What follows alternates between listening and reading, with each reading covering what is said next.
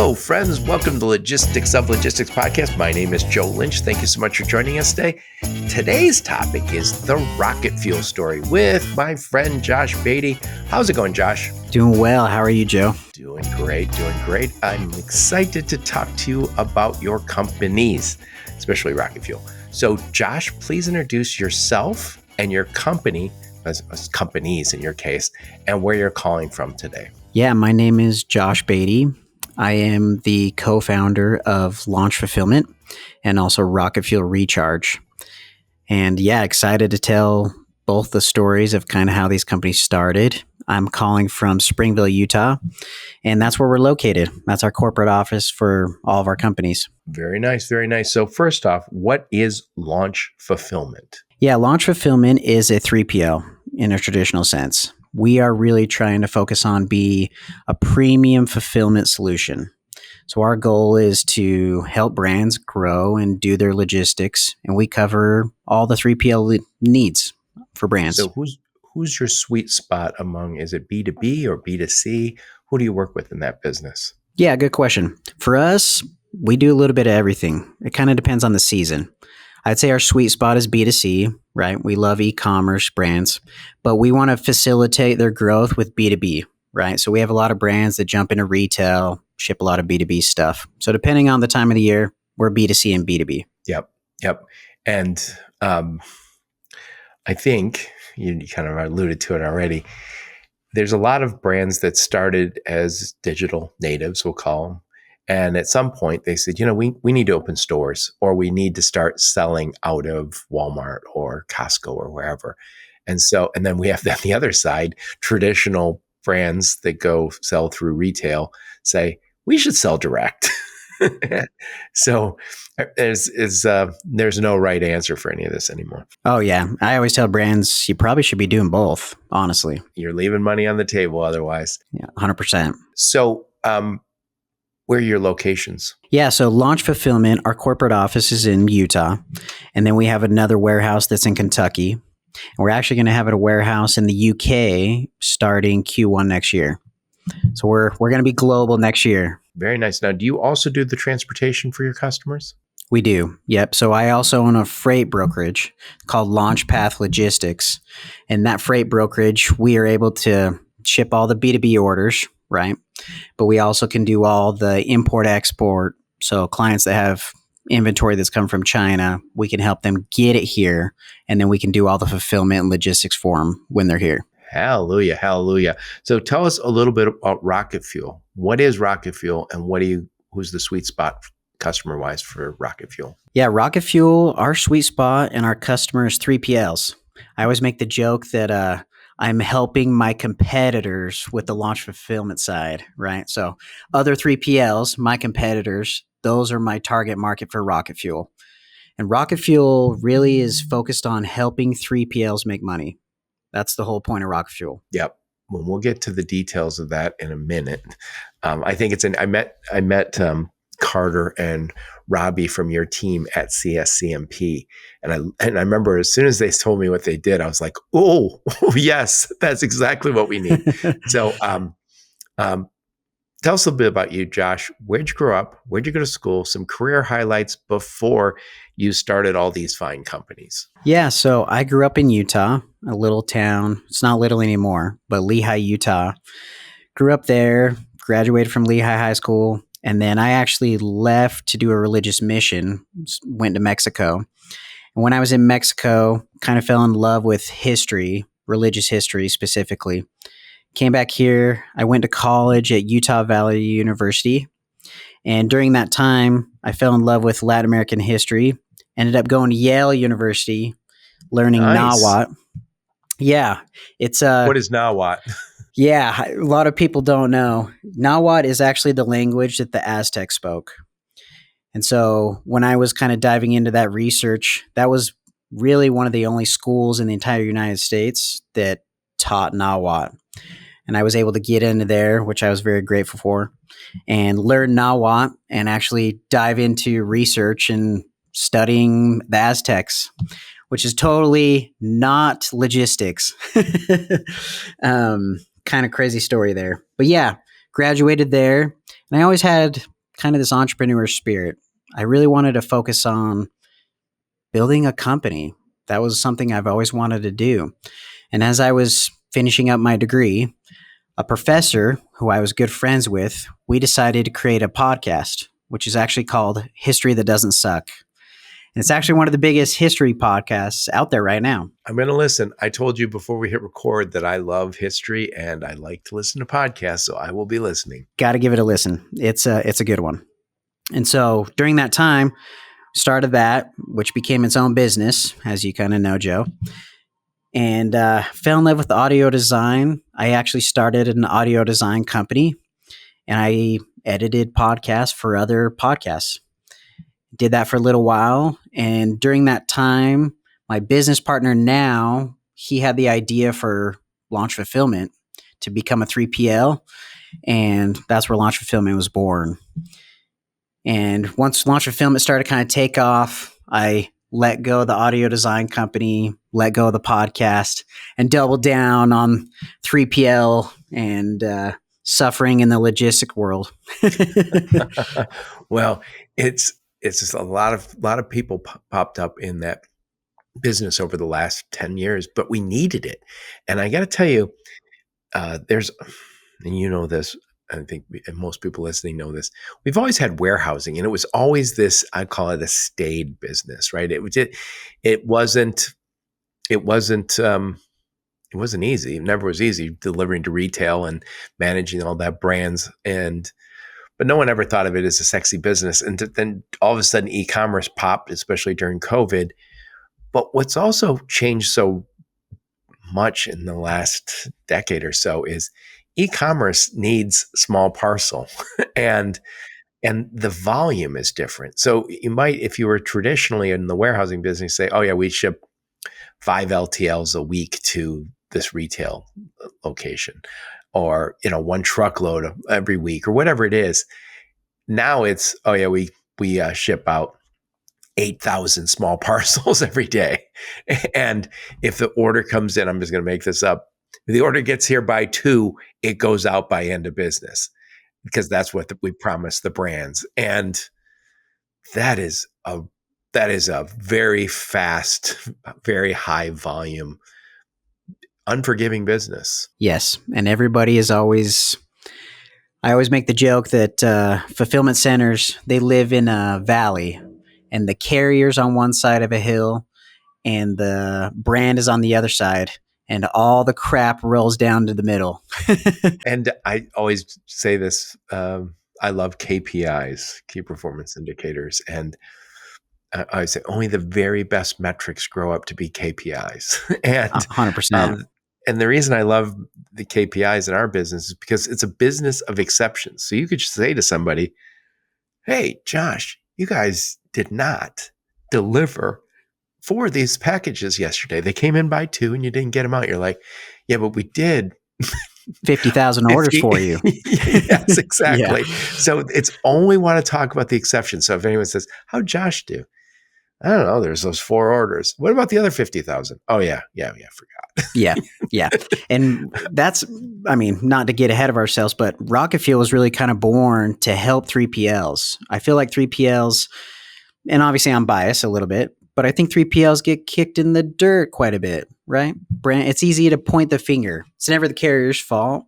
It's never the brand's fault. It's usually the 3PL in the middle, right? To your point, we could ship 50,000 orders one month and kill it for a brand, but we might have mispicked 2. So we're 99.998% accurate, but you're going to hear about those too, right? Yep. So I think, and I'll set this up for you, and maybe you can talk a little more detail.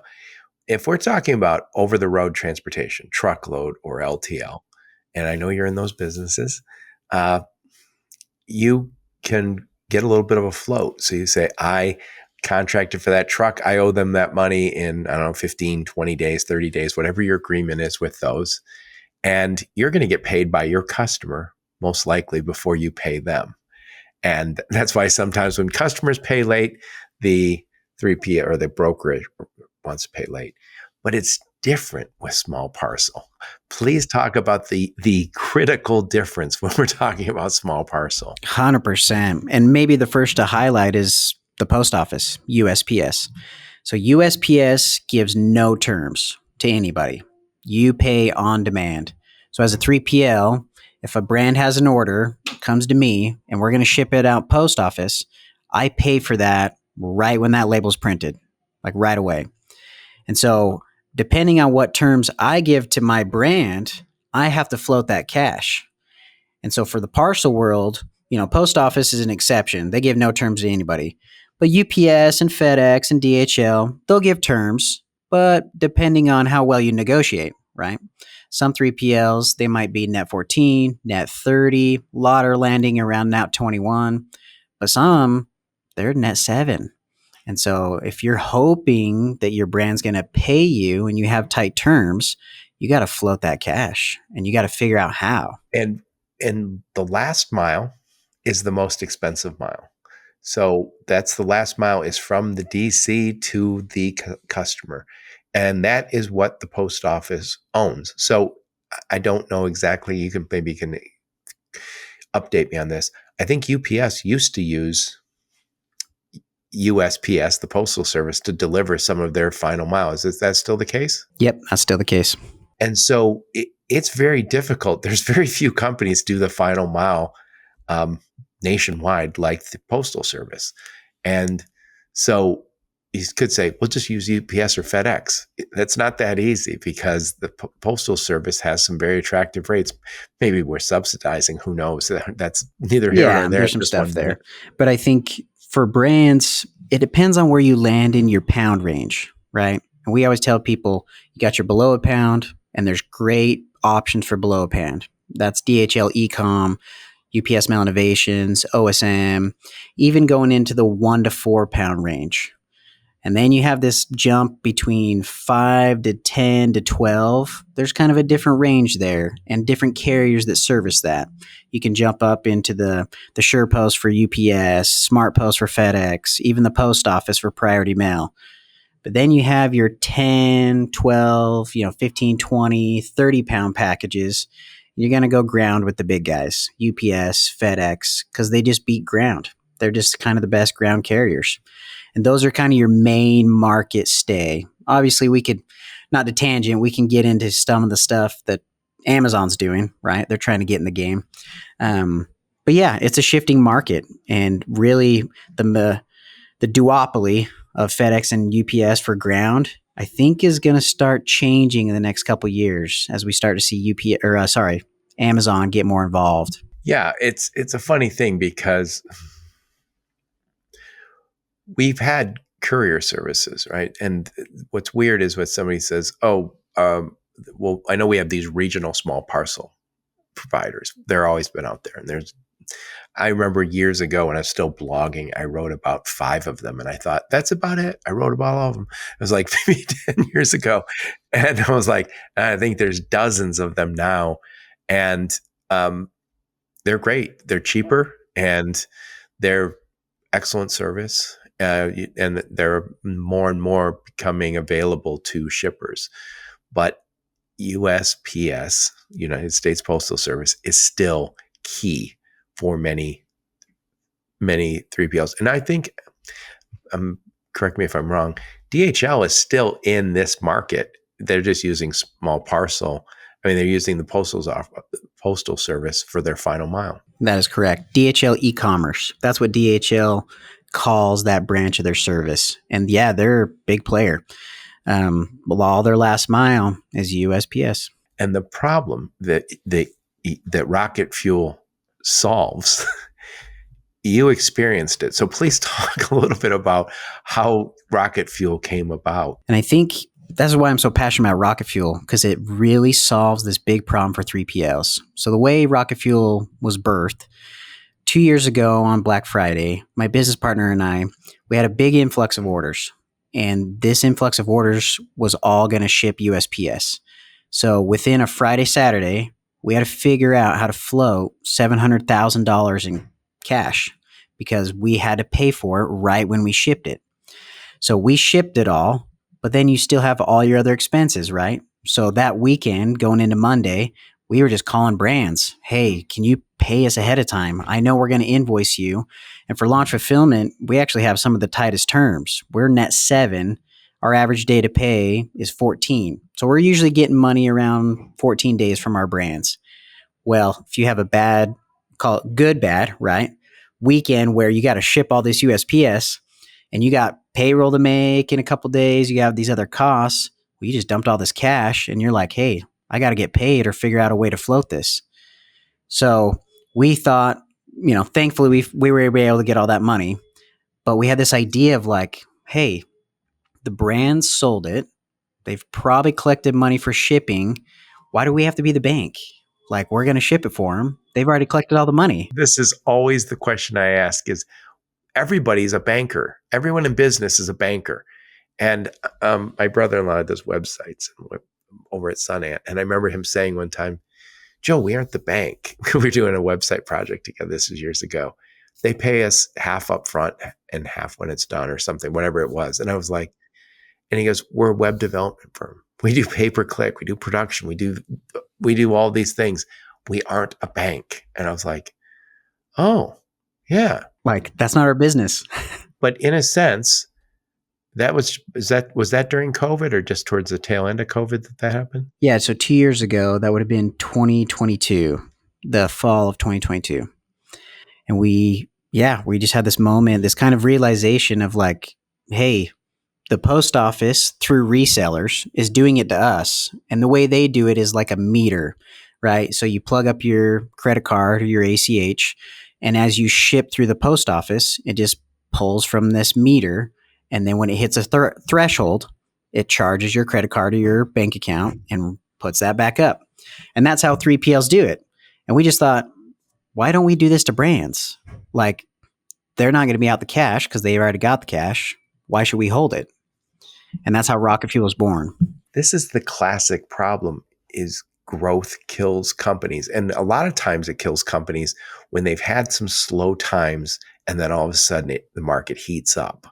We're kind of experiencing that to some extent right now, slow time since COVID.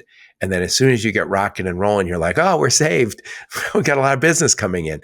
And now you're going to be killed by the cash flow monster. And that does not happen in all parts of the business, but it does happen to a lot of companies using USPS. And so talk about the solution you guys bring to 3PLs who are experiencing just what we described here. Yeah, and so we created that same meter function for 3PLs and their brands. So the way our solution works, the system, you're able to get all your brands on it and create that meter or wallet for each of your brands.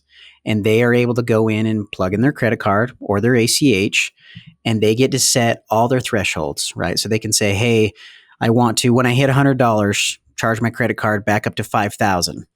And what that does, it gives that money directly to us. And then as we ship, we just pull from that wallet. And so it keeps us cash flow positive. And for a 3PL shipping, we can flow some of our labor, right? Pick and pack fees, things like that. But shipping, that's usually the big chunk of revenue. And floating that becomes difficult. Even for 3PLs, they start to shy away from, to your point, big business opportunities. They might have a brand come to them and saying, hey, I want to use you guys, but I ship 50,000 orders a month. They all got to go through the post office. Well, the 3PL is starting to think, oh man, I got to figure out how to float all that.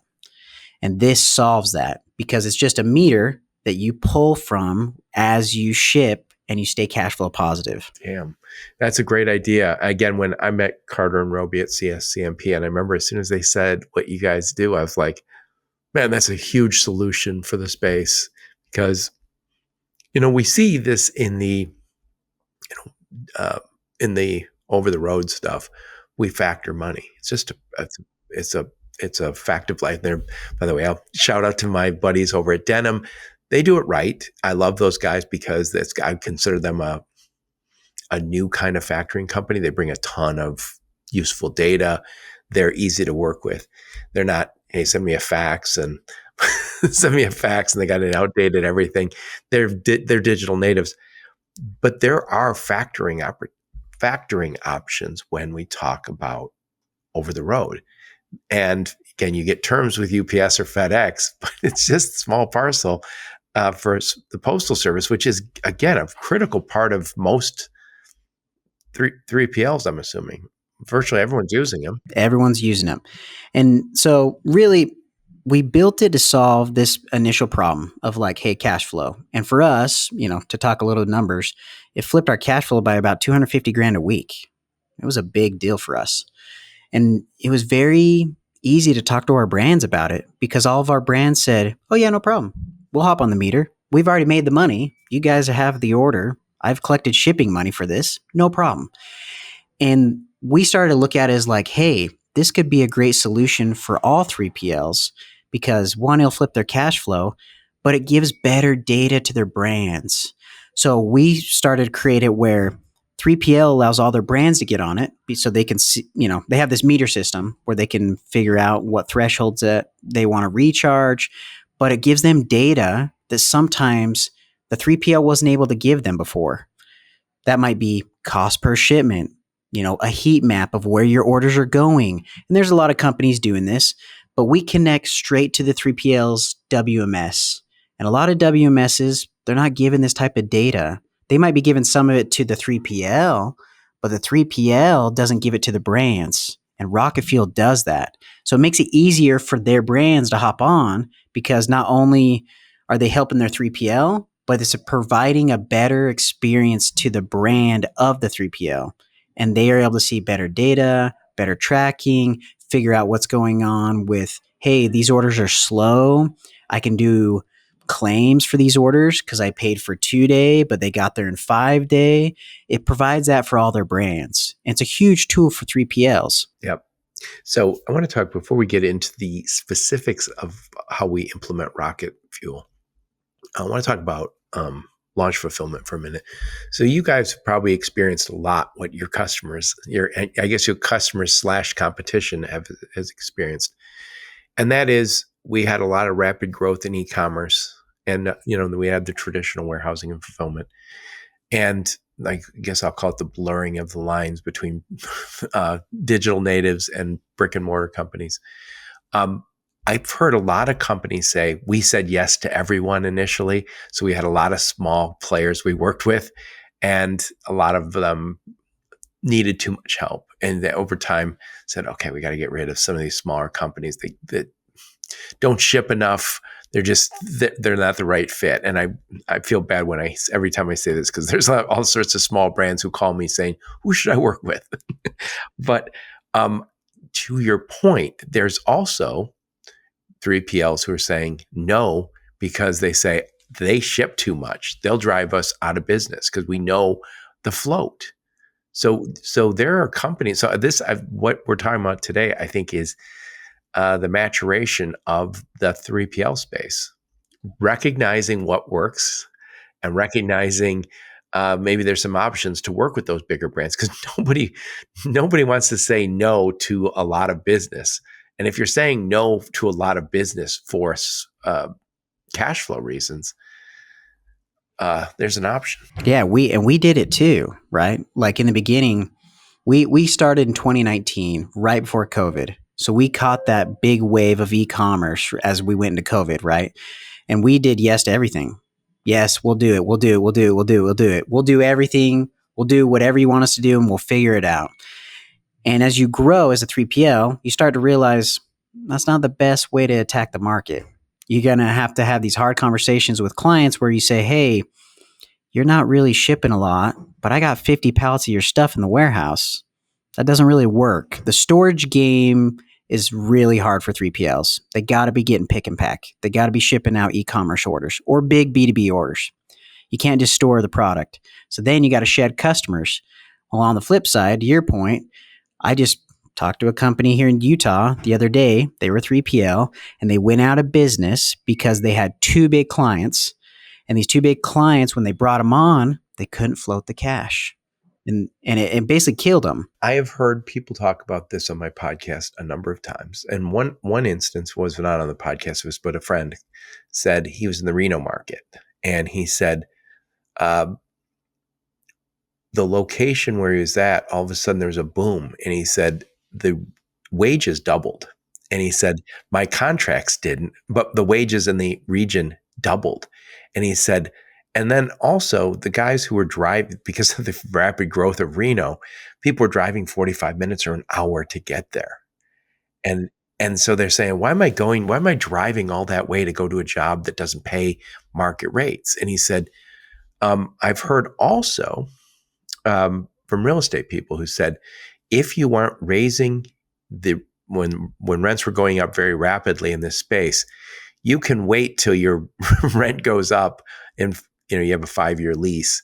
And then at the end of 5 years goes, hey, everybody, I'm doubling what I charge you because my rent went through the roof.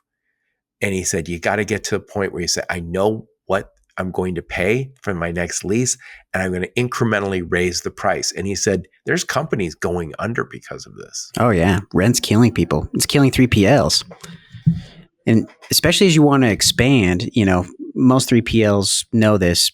To be competitive, especially nowadays in the industry, you got to be multi-location because you got to be competitive on the rates. And so to be multi-location, that's more overhead, it's more rent, right?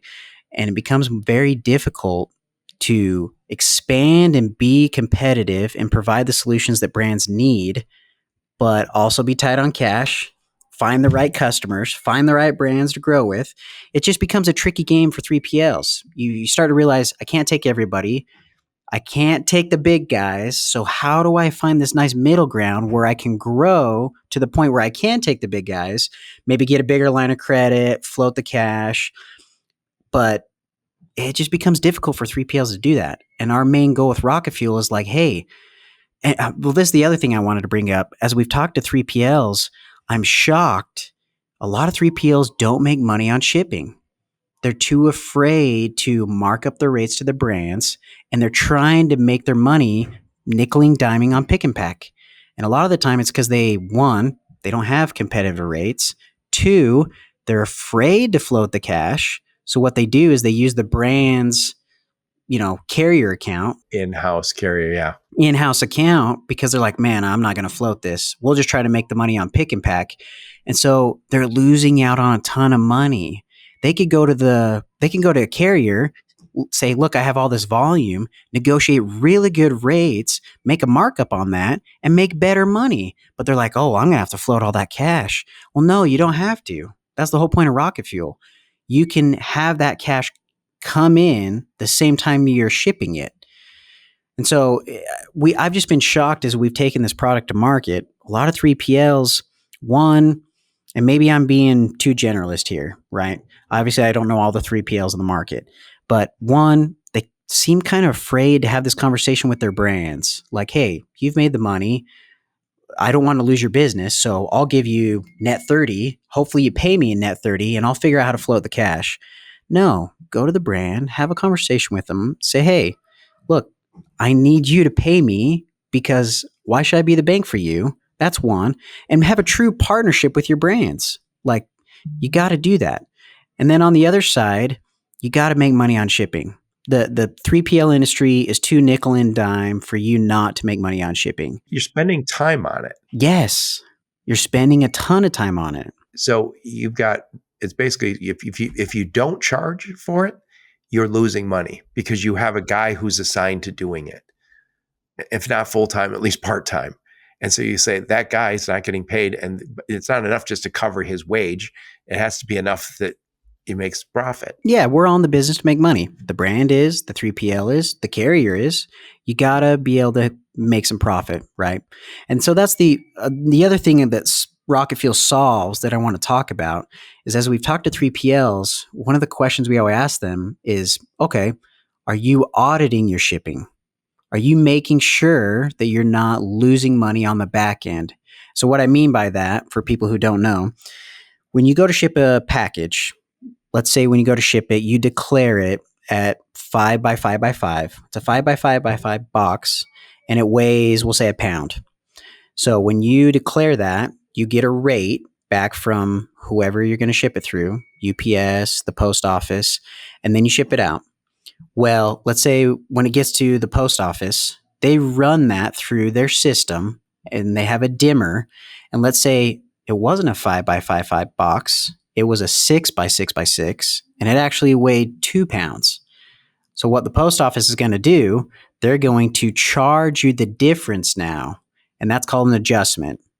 And so a lot of 3PLs who don't watch that, us included 2 years ago, that year, this is maybe shameful to say to everybody, but that year we lost 250 grand just in the post office because we were not monitoring our adjustments.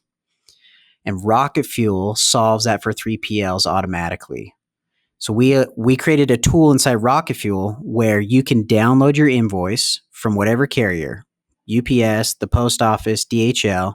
You can upload it into RocketFuel, and it auto goes through what you declared, what you supposedly got charged at. If there's an adjustment, it will go charge the brand who you ship that for, pull it from their meter, and make you whole. And it will also do the opposite. So sometimes they'll give you a credit. Hey, you declared this at 1 pound. It was actually 0.8. So here's a 20-cent credit. The system will automatically credit that back to the brand. And so it just keeps the 3PL whole on their shipping. And this is a big deal. Like 3PLs, I've been shocked. A lot of them, one, they might not even be checking, monitoring their adjustments. Or two, they have a whole in-house team who's trying to track it and trying to monitor, making sure, hey, our margin on shipping needs to stay X. And so that's, these three guys in accounting, that's what they're supposed to do. And what about adjustments on the other end when it was supposed to deliver by noon on Friday and it didn't get there till 2 p.m. and I paid premium for noon? Can you guys help me with that? Yep. And it will do claims. So right now it's not fully automated. And part of that is because the carriers don't want it. They don't want it. Yeah. I was going to say that is something they don't enjoy. I know connecting to them to say, hey, you owe me money is not in their top priority. It's on their technology roadmap. No, it is not. And initially we were going to automate it, but their API, to get a little technical, they don't allow that open API access because they don't want anybody to automate it. They don't want anybody to be able to quickly pull that. So yeah, right now the way we have it, it will do claims and it will monitor, hey, you spent X on a 2-day shipping package, but it didn't get there until day 4. And so it'll say, hey, here are packages outside of SLA, click here to submit a claim. And then the brand can work with the 3PL to do that claim. And that's how we're doing it right now. I know it depends on the situation, but that can be a couple percent on your spend every year. And I remember when I was at a little 3PL, we had small parcel and we would audit it. And it was difficult to audit because, again, not the small parcel players don't want you to necessarily be able to audit it easily. But what we noticed with a lot of our clients is they sort of got autopilot on some of this stuff. So they just would say, I want that to be there by 9 a.m. tomorrow. And they would just do that for all their shipments. And then we go, does it need to be there by 9 a.m.? No, it doesn't even need to be there the next day. We are paying extra money. So if you're not on top of that, if there's not some conversations, I think, depending a weekly, a monthly conversation about that, it just gets lost. By the way, there's a reason UPS and FedEx are so successful. And I think so much of it they're great companies. This is no ding against them. People do go autopilot on it. And a lot of times they'll say, if it's not your money and you're going to get in trouble for it not being there on time, you're like, yeah, make it fast. Make sure it gets there by tomorrow. And I don't want to take a chance that it gets there in 4 days. They don't need it till next week, but I don't want to take the chance. Yeah. And so a lot of that stuff just goes really quickly to no thought. And it's hundreds of thousands of dollars per month for big companies. Big companies. And as a 3PL, for the 3PL industry, you want to be able to provide that insight to your brands. 3PLs right now, I think why there's a lot of B and C players in the market. I think everybody kind of knows that. Brands are starting to get wise of that now. Like, hey, there's a lot of B and C 3PLs. And the reason there's a lot is because the 3PLs that pop up, they think it's easy. Oh, you just take an item, you throw it in a box, put a label on it, and you send it out the door. But they don't become experts to be able to train and help the brand. help the brand save money, and provide them with a premium experience. And so brands look at 3PLs as, oh, it's just another one of my vendors. They ship my orders. Yep. I was visiting a warehouse, this is years ago, and I remember I said to somebody when I was walking through, I said, I really don't understand the warehouse business very much, but I said, and we're walking, there's all sorts of different lines and all sorts of stuff going on. And the guy goes, Joe, what we do here is simple. He said, something comes in a big box. We take it out of a big box, put it in a little box, put a label on it, and ship it. And he said, other times we take a lot of little boxes, put them in a big box, and send the big box. Yeah. He goes, that's what we do here. I was like, yeah, that's simple enough. But this is, I can say this as a small business owner. I think there's a temptation in all new businesses, and virtually all of the B2B players who are serving e-commerce are relatively new players. There's a tendency to say, yeah, we can keep our costs low. We can work with the small guy. We can do this, we can do that. But the challenge becomes, can you really serve them in the way you're supposed to without making money? And I think, again, I've been guilty of that myself. Like, oh, we can do this, we can do that. Well, at some point, you're doing a whole bunch of stuff that you're not getting paid for. And again, I'll throw in shipping.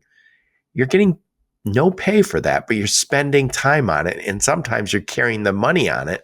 How do you not get paid for something when you're carrying the float? And you've had these three companies, RocketFuel, Launch Fulfillment, and your LaunchPath Logistics brokerage. And I know you probably learned this the hard way, but I think that the quality of your life, the quality of your business kind of depends on your ability to have difficult conversations. And I think once you've approached one brand and said, hey, would you mind if we did this, get paid? You already got paid for it. Do you mind if we already get paid for it? I think once you have one of those conversations, you're going to, oh, that was easy. How much money did we make? How much cash flow did we free up? 100%. And 3PLs, I think there's a stigma to be like, don't talk to the customer, don't piss them off, don't do anything to ruffle feathers. And you have to, I think what's been a game changer for us is looking at it as a partnership. We are a vendor, quote unquote, right? But I try to tell our brands, we don't take everybody. We've started to become picky because when I bring on a brand, I want them to know you are going to get premium service because I don't choose anybody. And that premium service includes, I'm a partner. I am part of your business. When you go to a 3PL, they are literally the back half of your brand. They got to be top notch, and you got to make them feel like the back half of your brand. Well, the back half of your brand, they see the entire operation. They need to be able to give you insight so you can run the front end of your brand. And that's the premium that brands are looking for. They don't want someone to just, put a product in their box and ship it out. They want them to say, hey, what's the best carriers? Should I be split to multiple warehouses? What are you seeing in the industry? What are things looking like? What are my adjustments? Can you help me save money in my business? That's a premium 3PL. The 3PLs that are like, yeah, we'll take it. We'll throw it in a box and ship it out. That's why you got a bunch of B and C players. And you got a bunch of manufacturers now who are manufacturing the product. And they think, well, we're manufacturing it. We should just do the fulfillment for them. And they're starting to realize, we don't want to do this. It's a lot more than we thought. Right. I always remember one of my best customers when I was at a little 3PL. We did a great job for them. We had weekly meetings. And I remember after the weekly meetings, my customer would call me separately after the Zoom call. And she would say, not all the time, but once a month, once every couple months, she'd say, Joe, are we a good customer? I go, yeah. You are. She goes, are you making money? Don't lie to me if you're not making money. I go, no, we are. She goes, because you've saved us money. I want to make sure it's not coming out of your profits. And I go, no. I go, God, I'm so happy you feel this way about us, that you want us to be in business. If if they're a good customer, they want you to succeed. They don't want to accidentally drive you out of business. And they're really going to be upset if you if you say, "Hey, we got to give the business back because we're not making any money." Speak up. I literally had a conversation with a 3PL last week who's just signed up for RocketFuel. And I asked them, or no, they asked me, hey, just a quick question. Do you tell your clients what you're making on shipping? I said, yep, we do. And they're like, you do? I'm like, yeah. We believe in transparency because that's a partnership. Like if the brand knows, okay, Launch Fulfillment, they're making X on the shipping, I can go to them and it's easier to have that conversation. They know we're in it to make money. I know they're in it to make money. So it doesn't have to be this hidden, oh, you're making money on shipping, right? Just have a clear conversation with them. And that was a game changer for that 3PL. They were like, oh, okay. And you guys, you're not, RocketFuel's not floating any of the cash. Nope. I just talked to every one of my brands. None of them had a problem with it. I love it. I love it. So let's just say somebody's listening to this podcast and they go, all right, Josh, I'm convinced. I'm convinced I want RocketFuel. What does this implementation look like? Once they've talked to you guys and said, yes, we're going to do this and you've got an agreement, what's it look like? Great question.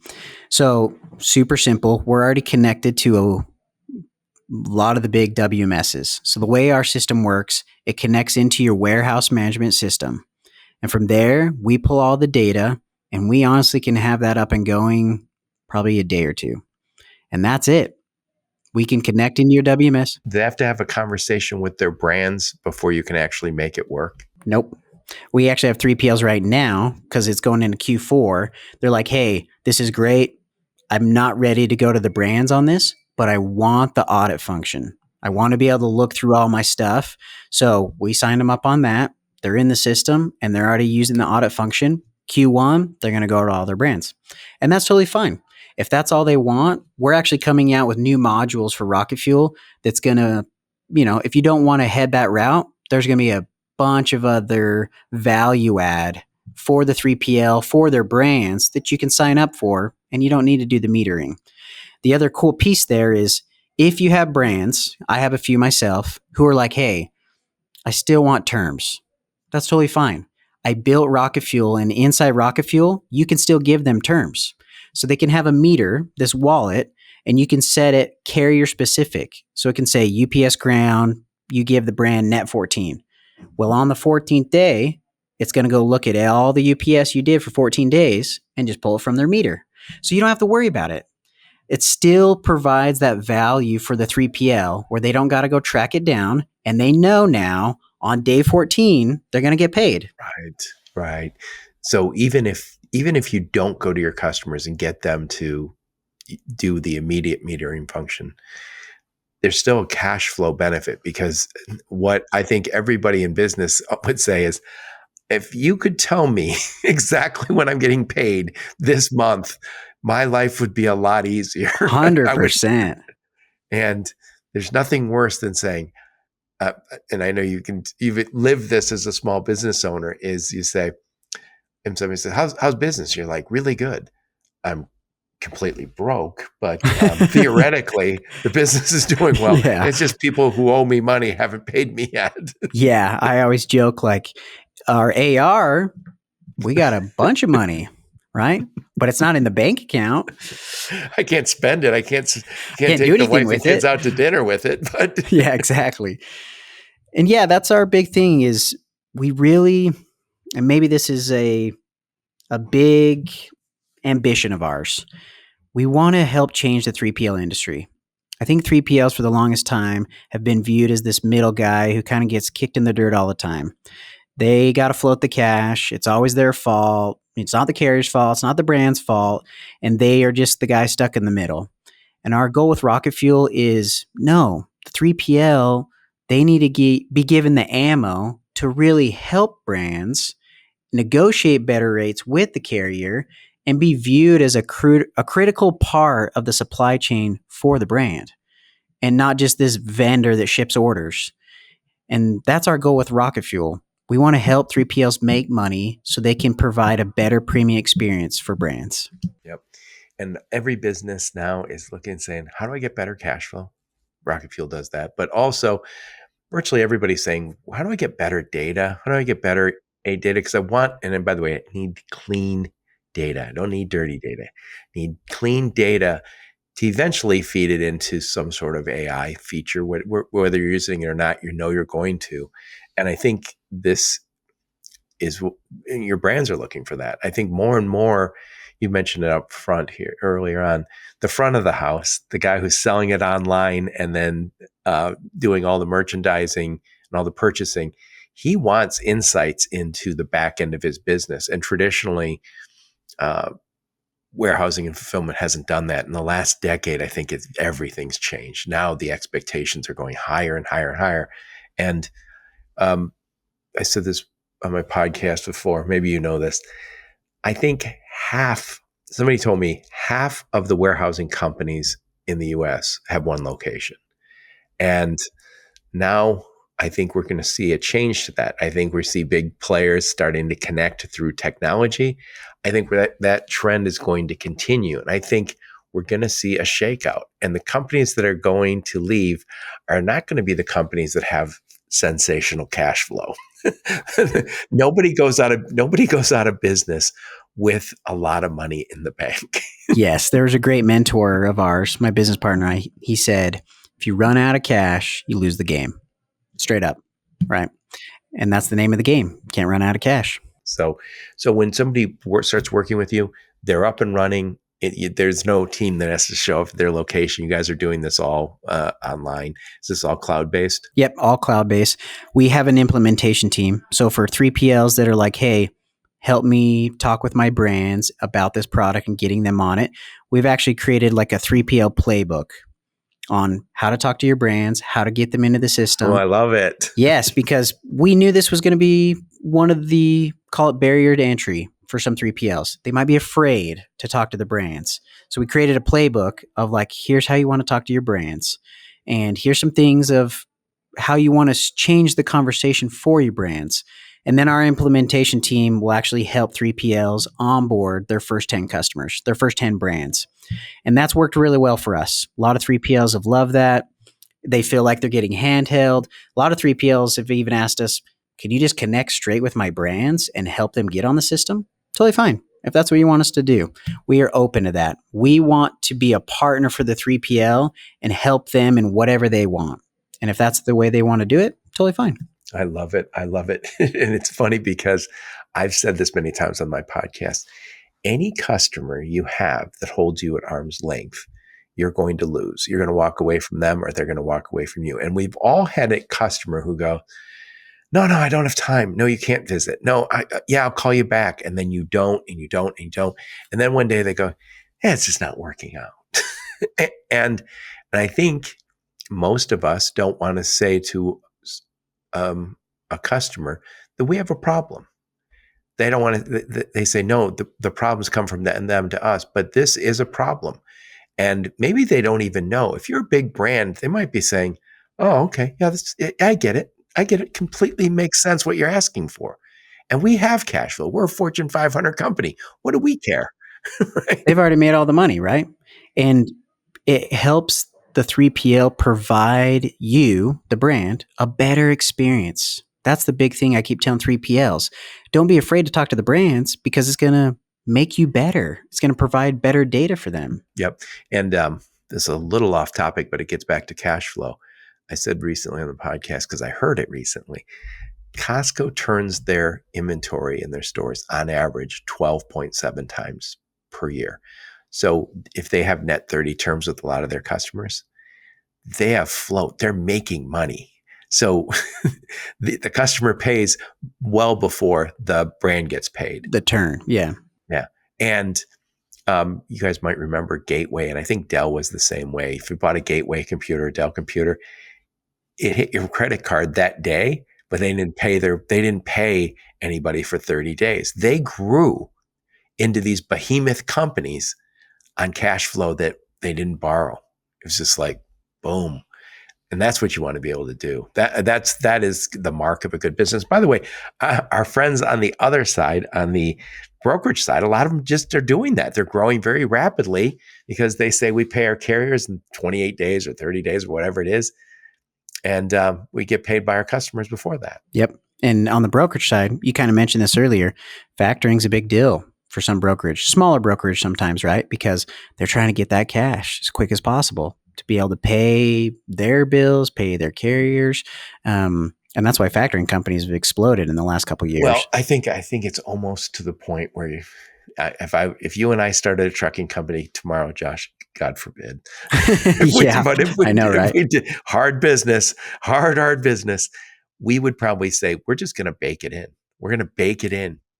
We're going to say, we're going to assume, and I know that's easier said than done. Getting an extra point or two is not easy, but I can see why you would want to do it that way. Yeah, 100%. Anyway, enough of my blather. I'm going to summarize the best I can, and then I want to get your final thoughts on the topic. So I'm talking to my friend Josh Beatty, and we're talking about the RocketFuel story. And Josh and his partner started Launch Fulfillment, and they did a lot of B2C, B2B. They're in Utah, Kentucky, and soon to be UK. And they noticed a problem. Oh, they also LaunchPath Logistics, their transportation. Freight brokerage, yes. And you guys noticed a problem, and it was a cash flow problem because with UPS shipping, you don't get a float. You have to pay upfront, and you don't get paid by your brands for 30 days. And that for you guys ended up being a $700,000 problem. And you figured, hey, if it's a problem for us, it's a problem for everybody else. And we are all dependent right now. I think most small parcel companies, most logistics companies are dependent on USPS, I'm sorry. USPS, yep. United States Postal Service. They are the biggest last mile provider still. So you guys created basically a metering system. And so what you guys are able to do is get that cash flow. So you start charging the brands faster, maybe immediately. So you get paid, and then we get to the place where not only are we getting better cash flow, but you guys are giving them a ton of really good data that they can provide back to their brands. So this also lets them make money on shipping. So you get better cash flow, potentially making money on shipping for the first time, and you're getting lots of data. This is just, I'm thinking for anybody listening, it's just like a no-brainer. Yes. And great summary. You nailed it. And I will say, and maybe this is a little hubris, this is the first time I've ever taken a product to market where we've had 100% close rate. I've not had one 3PL say no. Every single one is like, this is a no-brainer. And it's been awesome. We're really excited about it. Yep. So before I let you go, what conferences we see? I did see Carter and Robbie from your team at CSCMP, and I know that you guys are at a lot of different conferences. What conferences will we see you guys at in the coming months? Yeah, our goal for this next year, we're definitely going to be at Manifest and Modex. I'll see you there. Yeah, I was going to say we'll see you there too.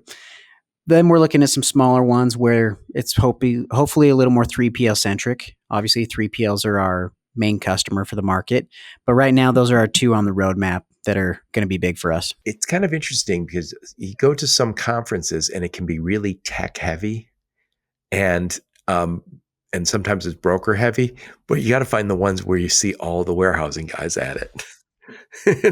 I don't even know what that is, but I know there's got to be some. I've kicked around the idea for a long time is like, we need a conference that's for 3PLs. Like all the 3PLs go to it, almost like a summit. And maybe I'm putting this out in the ether and somebody will do it now, but a summit where all the 3PLs go there and you just brainstorm together. Because I think a lot of 3PLs have problems, and this 3PL has a solution that could help this 3PL, and it'd be a big deal. Right. So I'm going to write it down.